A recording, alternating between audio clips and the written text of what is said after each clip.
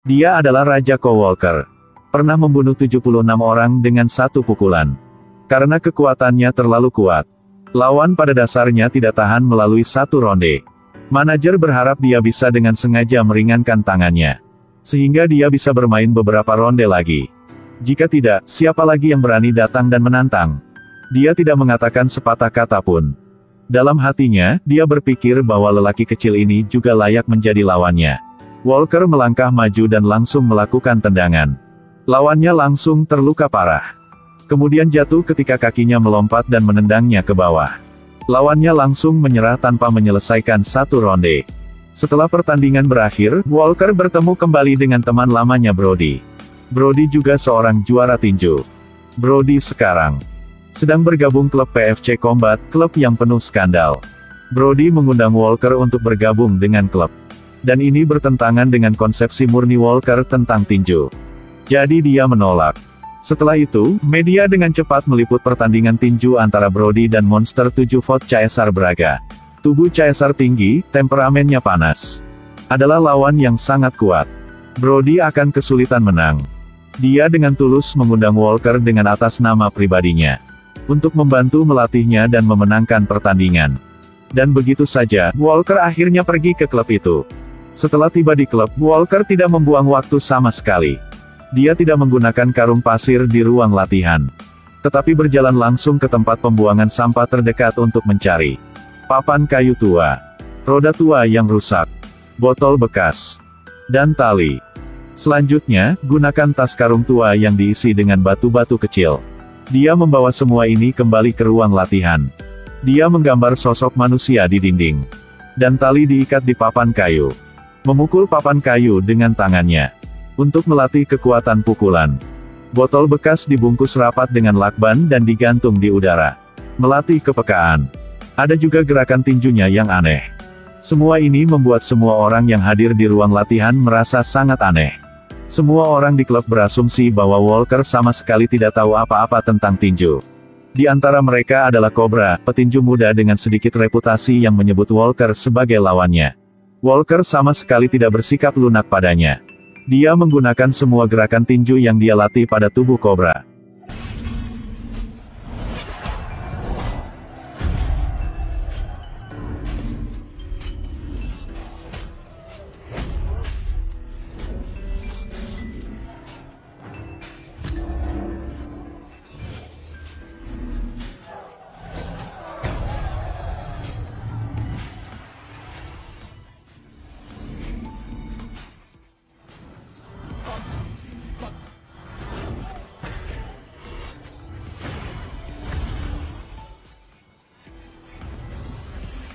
Dan sebagai hasilnya, Cobra langsung dibawa ke ambulans.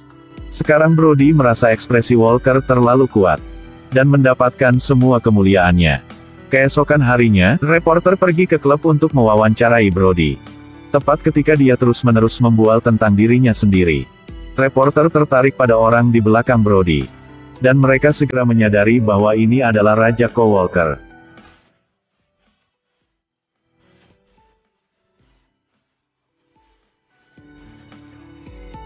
Kedua raja tinju bergegas berkelahi. Walker yang benar-benar tidak berdaya dipukul dengan pukulan. Serangan Brody jab cepat dan keras, membuat Walker tidak bisa mengikuti.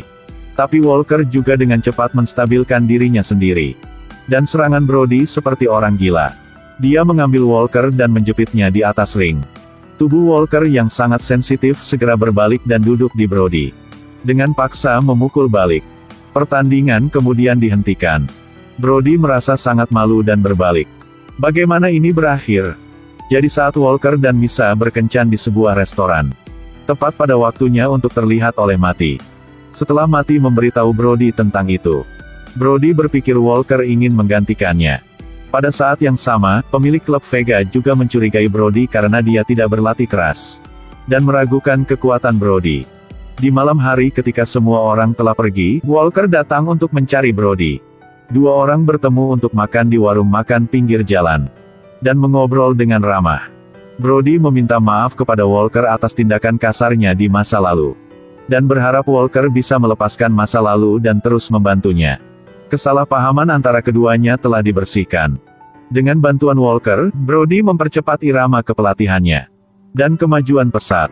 Dua orang berlatih jogging di tengah jalan yang ramai. Seperti dua gajah raksasa berjalan maju. Pagi-pagi sekali, seorang pria datang untuk mencari Walker. Dan memberinya kontrak. Ternyata itu adalah pemilik klub Vega setelah mengetahui bahwa Walker mengalahkan Brody. Dia ingin menandatangani kontrak dengan Walker. Tapi Walker sama sekali tidak peduli dengan isi kontraknya, tapi memberi tanda silang besar di atasnya. Pemilik Vega, setelah melihat kontraknya, sangat marah. Dia memerintahkan bawahannya untuk mencari tahu tentang skandal Walker. Jika dia tidak dapat memilikinya, dia harus menghancurkannya. Segera setelah itu, sebuah klip muncul di internet yang menunjukkan Walker di borgol. Dan menantang 4 polisi sendirian. Anehnya, klip tersebut dengan cepat menerima banyak pujian dari komunitas online. Popularitas Walker langsung meningkat di media sosial. Sekelompok wartawan muncul di luar pintunya. Untungnya, Misa muncul tepat waktu untuk menyelamatkannya. Pada saat yang sama, pemilik klub Vega ingin mendapatkan lebih banyak keuntungan. Oleh karena itu, kampanye publisitas luas dilakukan untuk pertandingan. Tapi reaksi publik tidak berjalan sesuai rencana. Karena Brody sudah ketinggalan zaman. Penonton sama sekali tidak ingin melihatnya bermain lagi. Dan mereka memikirkan Walker, yang sangat populer saat ini. Dan mereka mulai memikirkan konspirasi lain.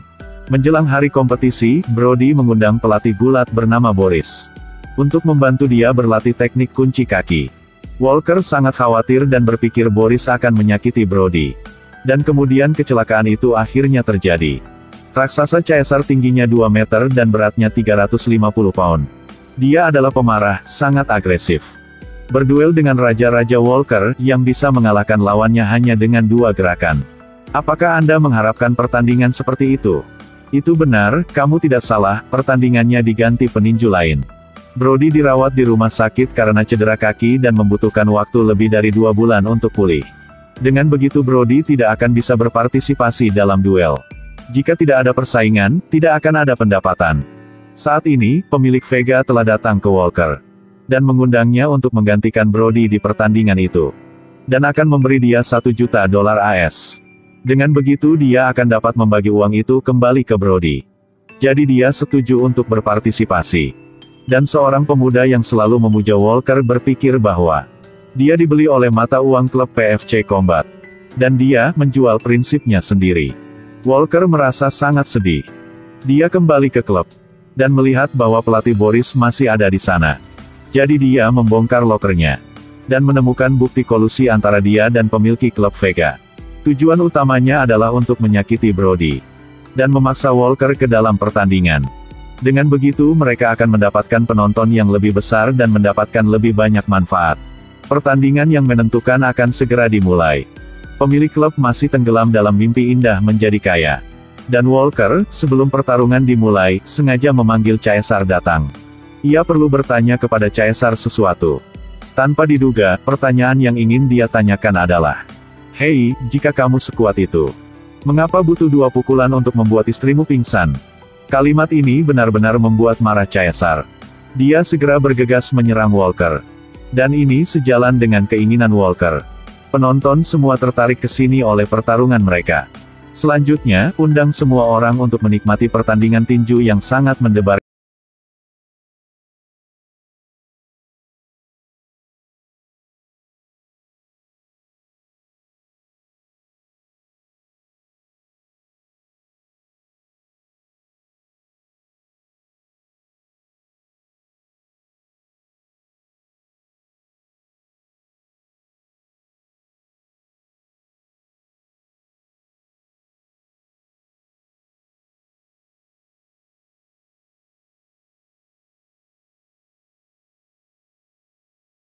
Jatuh ke tanah. Tuan Vega, setelah mendengar berita itu, bergegas untuk menghentikan Walker. Dan mengatakan bahwa dia akan mencelanya karena melanggar kontrak. Tapi Walker mengatakan kepadanya bahwa mereka memiliki semua bukti bahwa dia dengan sengaja melukai Brody. Pada saat ini, asistennya berlari ke arahnya dan memberitahunya. Saham klub turun drastis. Tuan Vega benar-benar tidak berdaya sekarang. Dalam film ini, bodi dan gerakan teknik Michael Jai White sangat layak untuk ditonton.